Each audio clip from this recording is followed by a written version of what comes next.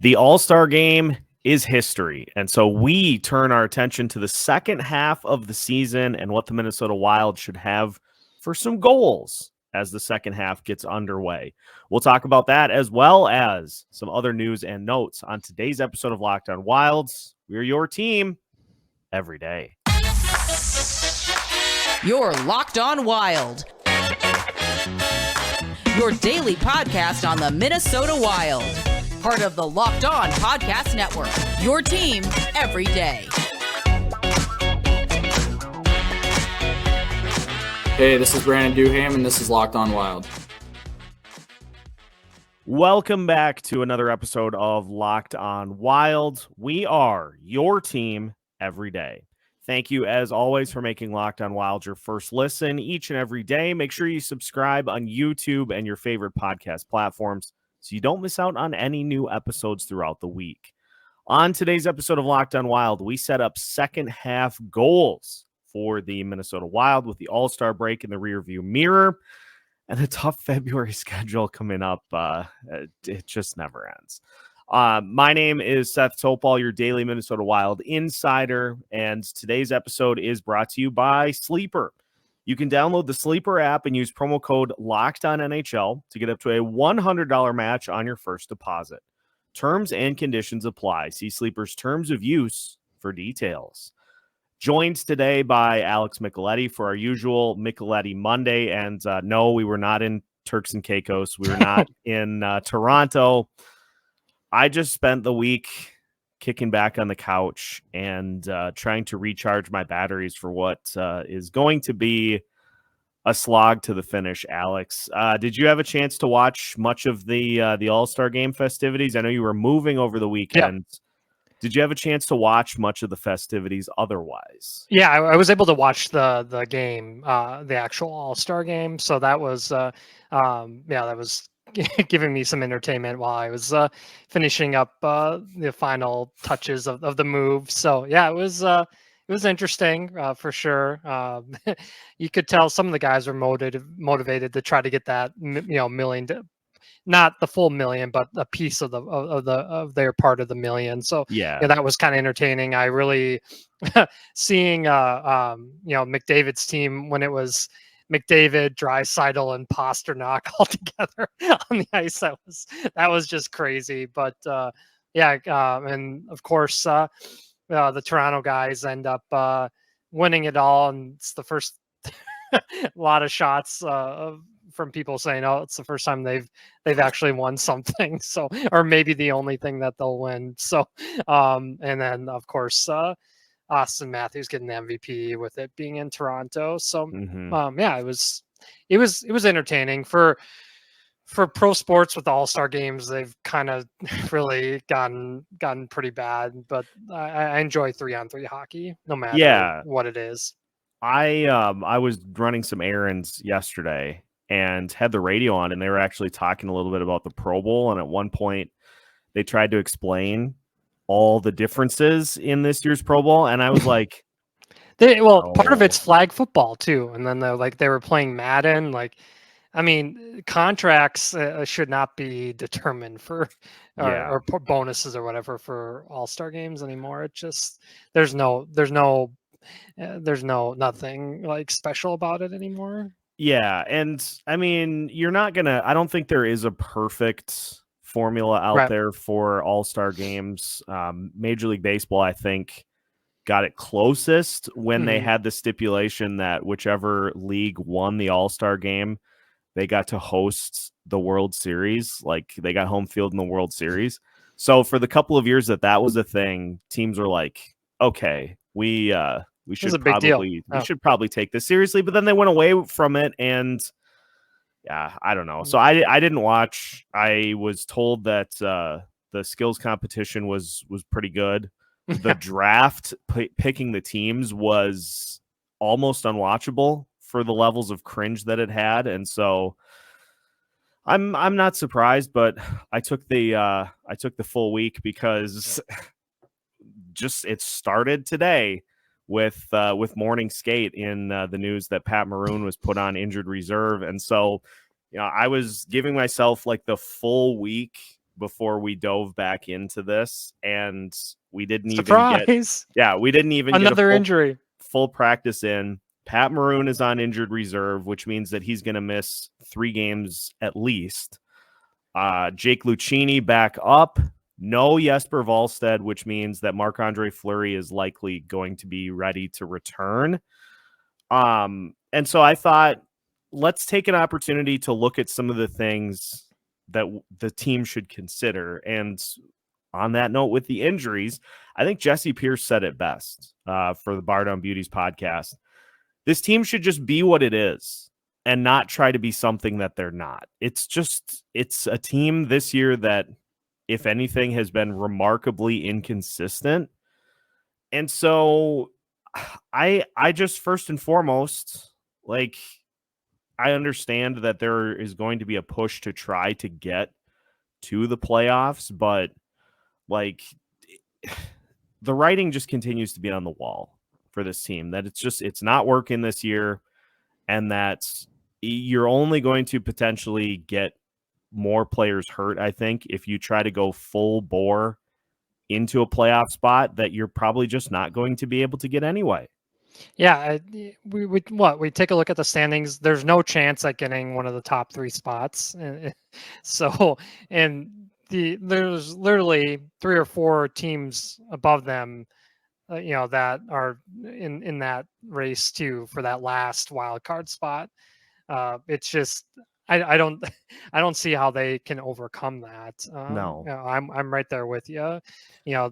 It with the move that Guerin made to get that Chisholm guy, it doesn't seem. I don't know.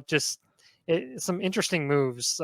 Will Bircher was a former NHL defenseman, but it doesn't seem like that was made to get him to the NHL. It seems like Iowa Wild needed more help. So yeah, just interesting moves made so far recently here. We'll see with Chisholm. Of course, they're having trouble with immigration with him. So only this team. There's always something, right? They try to acquire this smooth skating defenseman, and they can't get him, ready to go in the country. So yeah. And on the same vein of only this team, we found out over the weekend, and it's not like it was a secret, it was tweeted out by Ben Gislason, that the Iowa Wild had a lengthy closed door meeting. It was one of their more recent games. I think they gave up 8 goals, I think it was, which led to them having the closed door session. And so that makes now 4 that have happened throughout this Minnesota Wild organization. And we talked about it a little bit with some of these fan spotlights that we've done. It just seems like everything that is going wrong in the Minnesota Wild side of things has just trickled down to the rest of the organization too. Iowa's dealing with a ton of injuries. Iowa has been pretty inconsistent. And so I saw that and just kind of shook my head as I was going through my Saturday night, and I'm like, it's just going to be one of those. The team years. needs the off season. Yeah, they need a full reset just to get away from hockey for a little bit. Yeah. So our first piece of the puzzle for second half goals is to just be what you are. Mm-hmm. And for this team this year, that is just an inconsistent team that shows flashes. They can go beat the Florida Panthers and the Carolina Hurricanes on the road and then turn right around and lose to the Nashville Predators and the Anaheim Ducks at home. And that is not the recipe for a playoff season. And so just own that. Just be that. Just do that for the rest of the year. Don't spend assets to try to prop this up. Sometimes it's about knowing when to just tap out. Right. And so that's objective number 1. Now, in terms of assets, that goes perfectly into the second part of this, which is the approach that should be taken at the trade deadline. And so we'll talk about how to play the trade deadline game as we continue today's episode of Locked on Wilds after this. Today's episode of Locked on Wild is brought to you by Sleeper, and with the Minnesota Wild well into the second half of the season and also well out of the postseason picture. The season is not yet lost because you can still win big by playing daily fantasy hockey on Sleeper, the official daily fantasy app of the Locked on NHL Network. Sleeper is our number one choice for daily fantasy sports and especially daily fantasy hockey, because with Sleeper, you can win 100 times your cash in daily fantasy hockey contests. All you have to do is pick whether players like Faber, Kirill Kaprizov, Rossi, or Matt Boldy will record more or less than their Sleeper projections for categories such as goals, assists, saves, plus, minus, and more every game. Use promo code LOCKEDONNHL and you'll get up to a $100 match on your first deposit. Terms and conditions apply. That's code LOCKEDONNHL. See Sleeper's terms of use for details and locational availability. Welcome back to today's episode of Locked on Wild. Once again, we thank you for making Locked on Wild your first listen each and every day. Something that I thought of this weekend that is going to be in the works for some point between now and the end of the season. We're going to be having a Locked on Wild town hall, and that will be an opportunity to get a panel together who then will be available to answer questions from listeners as to the current state of the team and the direction that we're headed here the rest of the season. So stay tuned for that. Like I said, it literally just popped into my head as I was watching TV last night. And so we're going to put those wheels in motion. But continuing today's episode with Alex Micheletti talking about second half goals, let's talk about the approach at the trade deadline. Alex, you got to sell. Yeah, you have to. There's just the chances of them, like we talked about earlier in the episode, of getting to the playoffs after the final couple of games before the break. It just showed that this team is not not a playoff team. So you look at the limited assets available to trade, and there's not a whole lot to give away, but I mean, there's some pending free agents that come off the top of the head. Brandon Duhaime, I know he's a fan favorite, but Connor Dewar, Zach Bogosian, Pat Maroon, those are the names that are gonna draw some interest from teams that need grinders, need depth, bottom six type of players, and or rugged defensemen. And so you would hope that you could try to trade John Merrill too, but that everybody else sees the tapes. So I mean, there's limited options as far as what they can do, but those are the names that would come to mind. Yeah, and I'm just going to do a quick rankings as to the likelihood or the tradability of particular guys on the roster. And I'm actually going to go Zach Bogosian on top, because I think he has been pretty good for the most part for this team, to where I think he still has enough left in the tank that a contending team that needs a little bit on the back end defensively would actually pay for that. So I'll put Bogosian on top. I think beyond that, it's probably just with what Brandon Duhaime brings to the table, with the speed, the ability to play penalty kill, physical player, I would probably put him number 2. Number 3, if he is willing to waive it, is probably Marc-Andre Fleury. Yeah. Now, if he would even be amenable to that is the big question there. But you would think that there would be playoff teams that would be looking for a backup goalie. I look at Colorado for one. 100%. But Vegas, I know they did him kind of dirty. So would he want to go back there? But I mean, there are tons of other teams that could be looking for a backup to roll through the postseason. If the Florida Panthers, I mean, Florida Panthers, Tampa Bay Lightning. Yeah, I mean, there's some teams that have solid number 1 goalies, but they don't have much backing them up, and you don't want Bobrovsky, you don't want Vasilevsky, you don't want Georgiev to be worn out by playoff time. So yeah, those are definitely teams that come to mind.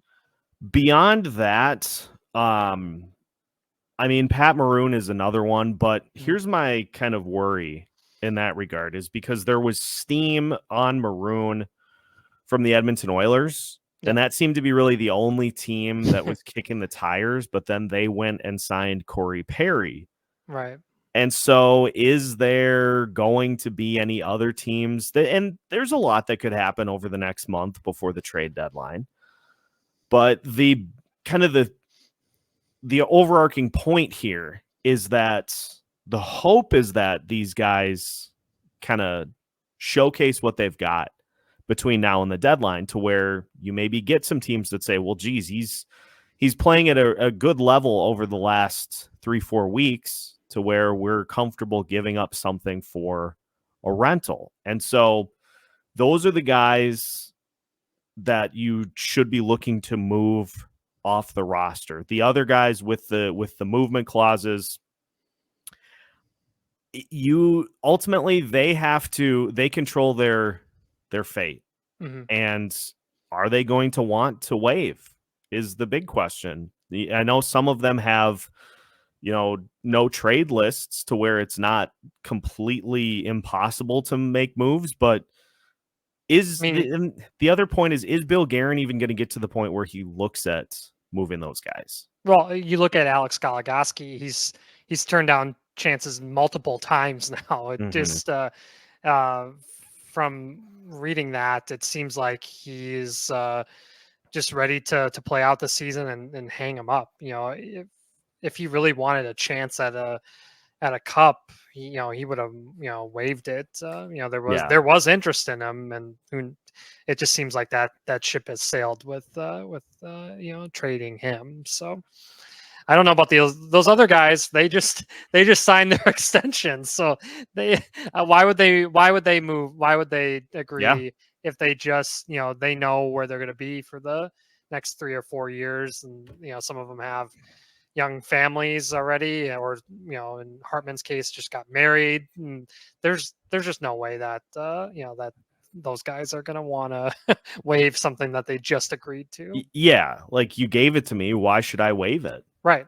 Yeah, that's a big bonus for them to get that. So why would if it's being offered to them, they're why would they waive it? Yeah, exactly. So get those guys traded, showcase those guys to maybe you can get a team that wasn't in on the conversations. Well, you take a look at I was looking at just depth charts today, and with Elias Lindholm getting moved with Calgary, they put Noah Hannafin in their top power play unit, and he wasn't playing power play. So I mean, you see teams elevating guys into roles that they normally weren't in, and that's what the Wild should do, or give some of those guys more minutes, because these all these scouts are going to be at the Wild games for sure now. This is the time where the scouts earn their money. So might as well elevate these guys and give them time for the scouts to see them. And if anybody asks about John Merrill, you say, I don't even need to hear the return. I accept. Take it. It's like the Kulikov deal that came out of nowhere. When I saw that, I could not believe it. I was like, who did Bill Guerin? How did he pull this one off? Yeah, hostage negotiations going on over here. It's like, I don't even need to hear the return. After the Kulikov Ole defense that he had against the Blues in that playoff series. Hopefully some Arizona, with all the chaos that's going on there, please take Johnny Merrill. Please, I'm begging you. So be what you are. CC Jesse Pierce for that. Be sellers at the deadline. And the final piece of this, the final goal that we have, is to support the youth. And so we'll talk about just how the Minnesota Wild can do that in the second half of the season as we finish today's episode of Locked on Wilds after this. Today's episode of Locked on Wild is also brought to you by FanDuel. Happy Super Bowl week to all who celebrate from FanDuel, America's #1 sportsbook. Many of you, like myself, will be spending Super Bowl Sunday trying to find the best possible viewing spot, whether you're going to a party or just on your couch. You're trying to optimize your viewing experience, optimize your food intake, and FanDuel can also help you optimize your betting experience on Super Bowl Sunday. Whether it be betting on which team scores the first touchdown, who scores more points, which team covers the under for the second half of the game. There are so many options for Super Bowl 58. And not only that, which players will score a touchdown, how many total points will be scored. Endless options at FanDuel. And new customers, if you join today, you will get $200 in bonus bets if your first bet of $5 or more wins. If you pick the Kansas City Chiefs to win, and they do, you have $200 in bonus bets ready to roll. Visit FanDuel.com/locked-on to sign up. That's FanDuel.com/locked-on to sign up today.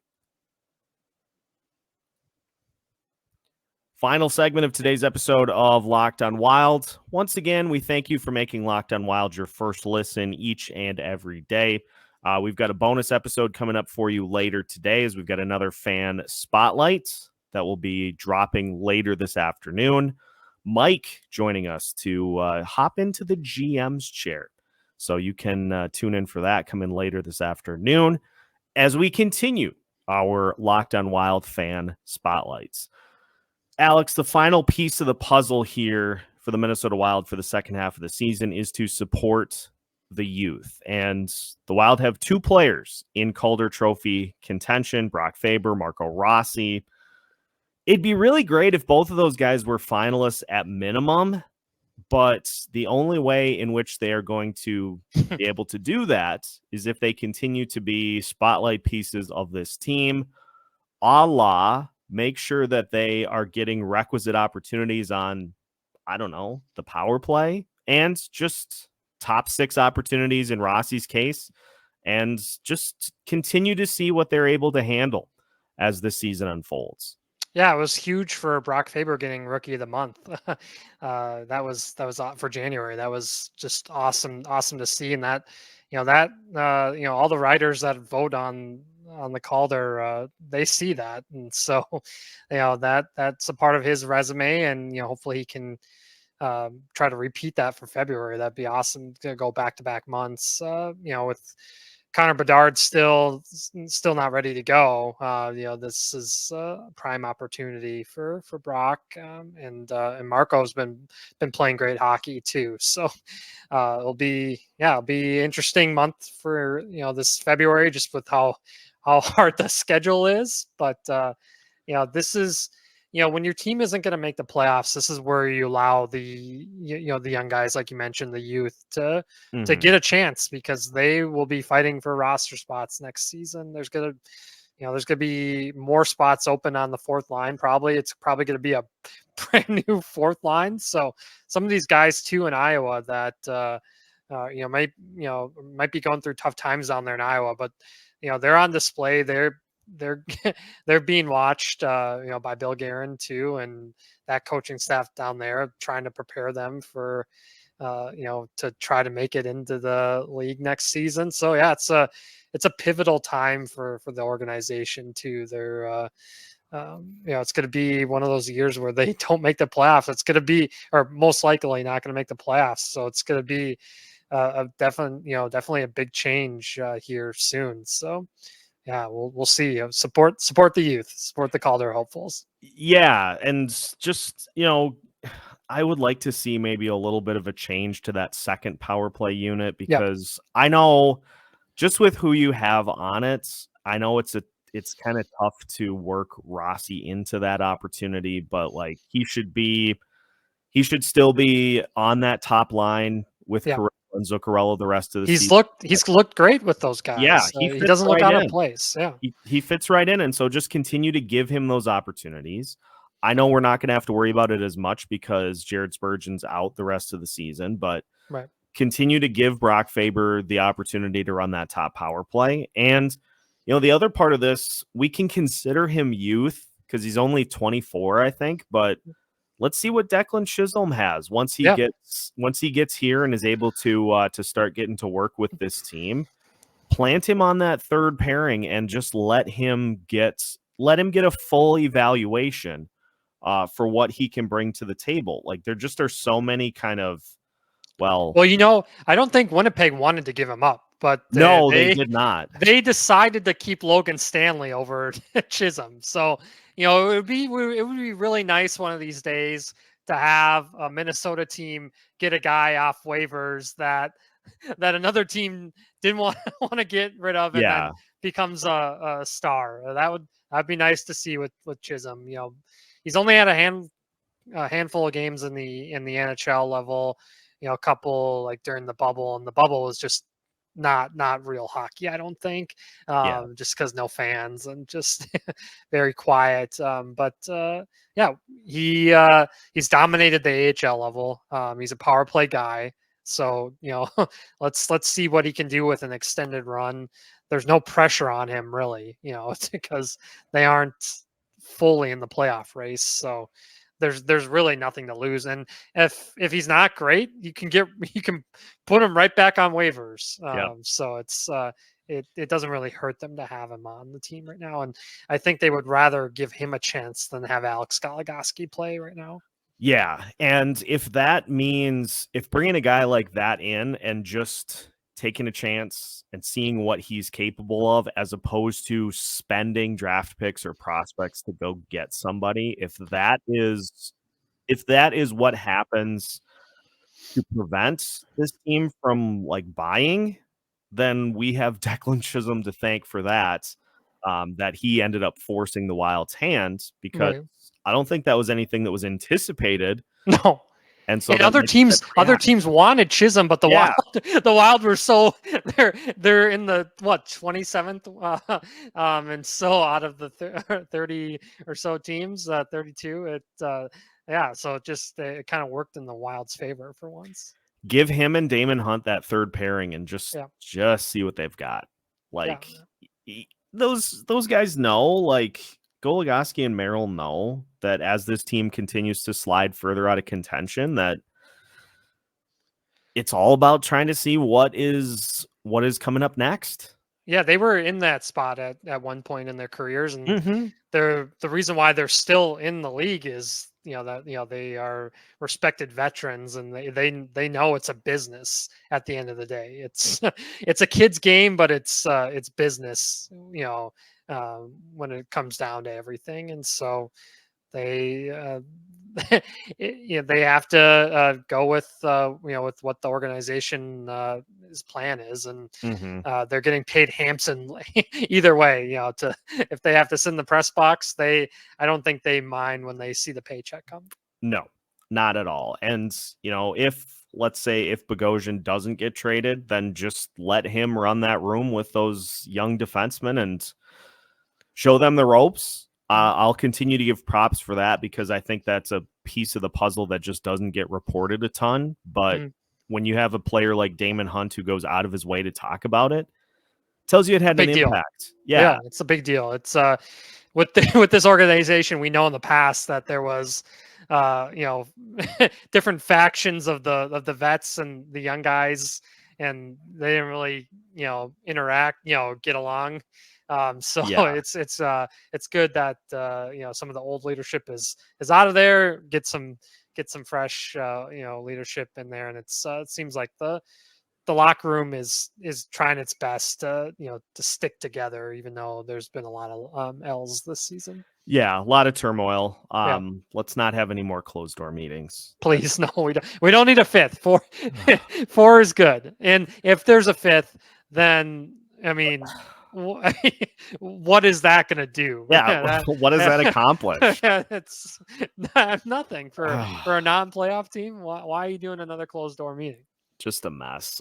Speaking of, Zach Parise will debut against for the Colorado Avalanche tonight. It just on the third line. with It's with Ryan Johansson and our Arturi Lehkonen. So that yeah, he's in the top 9 there. Seeing him in that jersey tonight it'll be different for sure. yeah, a little And weird. and this will be the first time in a while where we most likely it's not 100% yet, but without the Wild being in the playoffs, to watch Zach with the Colorado Avalanche when games are meaningful, that is going to be interesting. He's 39. He'll be 40 in July. So this is probably, just like Fleury, probably the one last season. And, for him to try to get a Stanley Cup ring, and the way Nathan McKinnon is playing, that was the best chance probably, Yeah. or best team to go to for him. Yeah, who knows? Maybe him Yeah. and Fleury will be teammates by the end of the year. Wouldn't that be something? That would be so Minnesota. Yeah, it would. But the key thing to take away from today's episode is that there's going to be more of that than there is, all right, let's gear up, let's go all in at the deadline, let's bring somebody in to help get us to where we want to go. For the first time in a couple of years, it's going to be the other side of the coin, and we're just too far out. These Right. losses continue to happen. Just because of how cynical I've become, I'm predicting that Chicago is going to win on Wednesday. It's a national TV game, so yeah. the entire country gets to watch what could be considered the toilet bowl. Yikes. So yeah, we've got the February schedule preview coming out tomorrow. So tune into that with Zach coming up on tomorrow's show. Until then, make sure to hit the like button so you don't miss out on any future episodes. Make sure to hit subscribe as well. We continue to bring you as much Minnesota Wild content as you can handle. So make sure to subscribe so that you don't miss out on any new episodes throughout the week. We have new episodes for you every Monday through Friday as part of the Locked On Podcast Network.